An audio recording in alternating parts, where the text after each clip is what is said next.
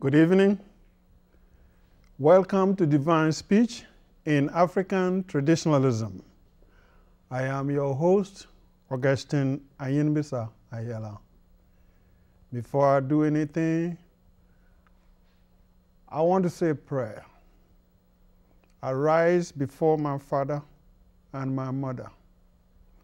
I rise before my grandfather and my grandmother, whom I call my ancestors. I rise today before the Holy Trinity of Asa, Asasi, and Heru. I rise before Amon-Re to guide me in this presentation, a presentation that I believe will honor one of the greatest Africans to ever live. Let me set the background. I am a Gurunga, or a Frafra, or Farafara from a land called Gurunga. Growing up as a child, nobody told me how my people came into existence. Upon entering school, I learned of a creation story that introduced me to Adam and Eve. The story impressed me so much, I felt I had to come directly from Adam and Eve. But I've grown up to maturity and have learned a great deal about history and have come to a conclusion that the creation story I was thrilled about lacks concrete answers. I've also embarked on finding out how I came into existence, better yet, my own creation story, and I'm certain I've found the answer. As a child growing up, I knew I was initiated to the sun god called Nyoka in Gurune. How that came about is still a mystery to me, but it is the object or symbol that was given to me at that early age to this day that tells me where my nearest relations lie as far as a creation story is concerned. It is what element, the symbol that I'm supposed to wear as long as I live, is made up that draws me closer and closer to the creation story I've been looking for. Who could tell that this little bracelet I wear on my left wrist could become my Eureka moment? But it is. The bracelet, which is called Ba in Gurune, in its circular form, is actually the rings around the sun. Not just any rings. These are rings of copper. The Frafras call copper Nyom. The bracelet is often called Nyombanga, or copper bracelet. The Frafras call the sun god Nanyene, or Nyintule. But because of out of respect for the divinity, other words are often substituted for its real name. In fact, calling God by his name is regarded as blasphemy.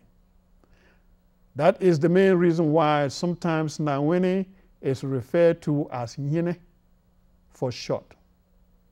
The Nyoka is an advanced form of referring to the rings around the sun god. My Eureka moment came about through a book called The African Intellectual Heritage, authored by Molefe Keti Asante and Abu S. Abari. There is a list of different creation stories from the continent which opened my eyes. One of the creation story is from the Dogon people of Mali.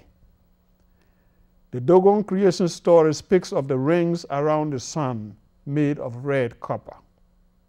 In it, I saw the Frafra people in the Dogon creation story.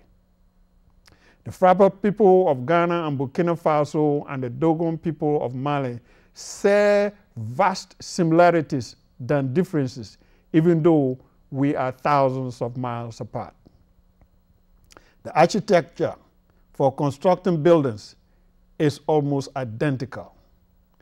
Visible from any distance from a Dogon village or a Frafra village, one sees silos in the middle of the manger for storing harvested cereals like millet and guinea corn. The discrete but discernible monuments in front of any house can be seen in a Dogon compound as well as a Frafra compound. The monuments always show white paint-like covering, which is actually flour poured on the obelisks as offering in the form of a libation. What other similarities are there to establish this ancestral relation? It is believed the Dogon are ancient Kemetans who left ancient Kemet around 4,500 BC.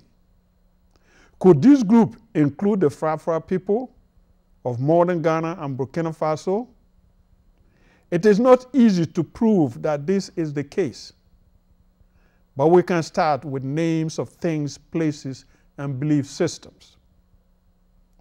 The Dogon discovered that the heaviest planet on the universe, or in the universe, is as small as a grain of millet, which they call Polo Tolo. As a child growing up, I gathered the fascination my parents had for the celestial sphere. At night, whenever they laid on the roof, I heard my father and mother call the stars by their names and told stories about mountains on the moon. But they never went as far as telling a story about the heaviest planet. It is the two words used to name the planet, Polo Tolo, that fascinates me. The polo, which is closer to pole in Gurune, is a noun. It is a bracelet made of hide to protect the arms of a marksman using bows and arrows. Tolo, on the other hand, is closer to tole, which is a verb for either move, to go forward, or to go ahead. The names of places in Dogon and Gurune are vividly similar than anything else. For example, the highest mountain range in Dogon is called Bongo. Bongo is a town north of Bolokatanga, the capital of Upper East of Ghana. On the way to Bongo from Bolokatanga, one has to pass through a town called Yorogo. Yorogo is part of the religious teachings of the Dogon people of Mali. Could this have been a larger group that got separated? When I decided to produce a show entitled Divine Speech in African Traditionalism, the goal was to raise the awareness level of Africans as well as diasporan Africans of their rich history, both ancient and modern. This was one of the ways to empower the African belief system or to give it more explanatory power. Today, I'm relying upon one individual for this presentation. The individual is none other than Listervelt Middleton, from his poem, The Origins of Things. Not to minimize any portion of the poem, but I've relied heavily on the stanzas below for this presentation. It goes like this. Minute by minute, hour by hour, as you lose your history, you lose your power. So sharpen your eyes, tune your ear, so you know what you see and understand what you hear. For the entire recorded history, no African has been portrayed positively by Europeans. From ancient Kemetic kings like Akhenaten, the father of monotheism, King Ramses II to Shaka Zulu, from Marcus Mosiah Garvey, the father of black nationalism, to Kwame Nkrumah, also the father of African nationalism. At no time has imperialist forces recognized an erect, bold, and outstanding African leader and written fairly, let alone truthfully, about such a leader. Freedom fighters in Africa were labeled communists, radicals, and socialists. Africans were told that they were not prepared for self-rule. The best advice from the colonial masters to Africans was to allow them, the colonial masters, another 100 years so that they could prepare the Africans for self-rule. Africans were not qualified intellectually and could not prepare annual budgets to operate their governments. Only a well-informed African could dissect this type of propaganda and decide for himself or herself whether to believe or disregard them. Only a well-informed African can tell whether there is a creation story linked to his or her existence, or adapt someone's creation story because he or she lacks one. To help someone like me find our true creation story is Listervelt Middleton in The Origins of Things, a poem in his book, Southern Winds, African Breezes. For ancestor Listervelt Middleton, seeing and knowing is as important as hearing and understanding. Let us take a look at the rest of the poem, in fact, the entire poem to be exact. Look around you, black child. Your creation is everywhere. Though painted, distorted, and given new names, they bear your prints just the same. So sharpen your eyes, tune your ear, so you know what you see, understand what you hear. You were the first to write, first to read. Humanity sprang from your black seed. For 110,000 years, you were here alone. Then the Caucasian man was born. Behind the eyes, inside the cold, a chill set in this new man's soul. Other minds have been credited for the things they learned from you. Newton, Pythagoras, Kepler, and Galileo too. So sharpen your eyes, tune your ear, so you know what you see, understand what you hear. You made the serpent the symbol of the healing arts. And African justice was the goddess Ma'at, who weighed herself against the African soul. Truth and justice blindfold.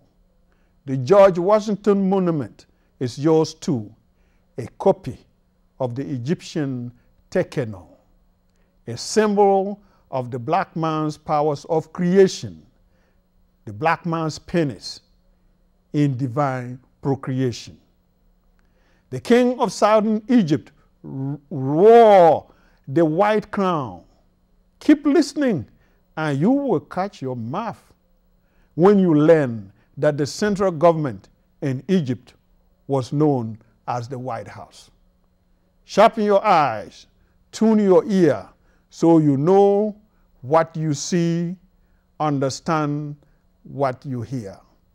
Your god Osiris was restored to life long before Buddha, long before Christ. And today, what you call the Madonna and Child is but the first family worshipped along the Nile. And when you feel the Spirit, the Holy Ghost, you should know that it started at Abydos, where the god Osiris' body was laid.